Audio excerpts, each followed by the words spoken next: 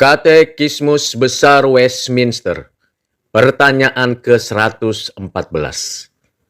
Apa alasan-alasan yang ditambahkan pada hukum yang ketiga? Jawabannya, alasan-alasan yang ditambahkan pada hukum yang ketiga tercantum dalam kata-kata Tuhan Allahmu, dan sebab Tuhan akan memandang bersalah orang yang menyebut namanya dengan sembarangan. Dialah Tuhan dan Allah kita. Maka kekudusan namanya tidak boleh kita langgar, dan nama itu tidak boleh kita salah gunakan. Khususnya jauh darinya tidak menyalahkan dan menghukum orang yang melanggar hukum ini, sehingga dia tidak akan membiarkan mereka luput dari hukuman yang adil. Kendatipun banyak di antara mereka luput dari tindakan disiplin serta hukuman manusia.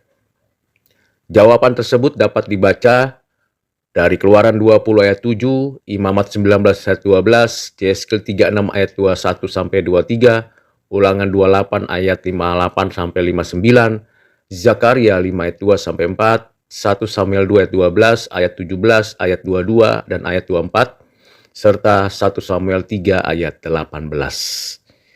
Pelajaran apa yang dapat kita terapkan dalam konteks kekinian kita?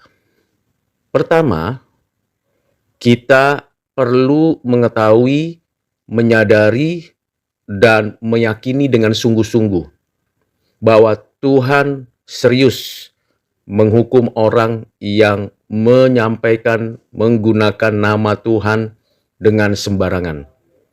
Menggunakan nama Tuhan untuk kepentingan dirinya, menggunakan nama Tuhan untuk menyakiti orang lain, menggunakan nama Tuhan untuk melakukan kejahatan.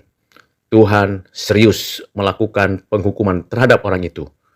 Kendatipun saat ini mungkin orang itu belum dipenjara karena kejahatannya, belum mendapatkan seperti sebuah murka yang nyata dari langit, tetapi di hadapan Tuhan orang itu sudah bersalah dan pada waktunya dihukum oleh Tuhan yang menyatakan namanya dengan sembarangan itu.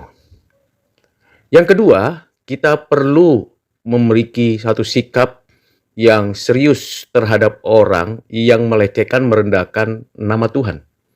Artinya kita tidak boleh sembarangan untuk menyetujui atau menerima karena alasan toleransi, atau membiarkan karena orang itu memiliki pengertian dan keyakinan yang berbeda, atau memberikan kepada orang itu kesempatan sesuka hati menggunakan nama Tuhan.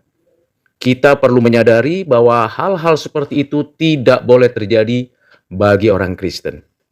Ketika kita mendengar dan mengetahui ada orang-orang yang menista, meremehkan, melecehkan nama Tuhan, selain kita harus tegur dengan tegas, kita juga memberi peringatan dengan jelas, dan kita serahkan kepada Tuhan agar kiranya Tuhan menghukumnya dan menyatakan keadilannya. Yang ketiga, tentulah penggunaan nama Tuhan tidak diatur secara hukum positif, bahkan hukum moral. Karena ada yang latah memanggil dan menyebut nama Tuhan, ada yang menerjemahkan atau menjelaskan nama Tuhan dengan sesuka hati, baik di media cetak, elektronik maupun media sosial. Kita harus benar-benar berani mengungkapkan dengan tegas kesalahan-kesalahan dari mereka yang melakukan kejahatan itu. Sebagai wujud dari cinta kasih kita kepada Tuhan Allah, di mana kita tidak turut ambil bagian dalam kejahatan mereka.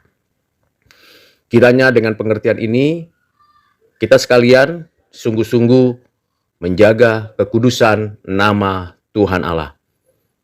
Dalam namamu Tuhan Yesus, kiranya Engkau dipermuliakan. Amin.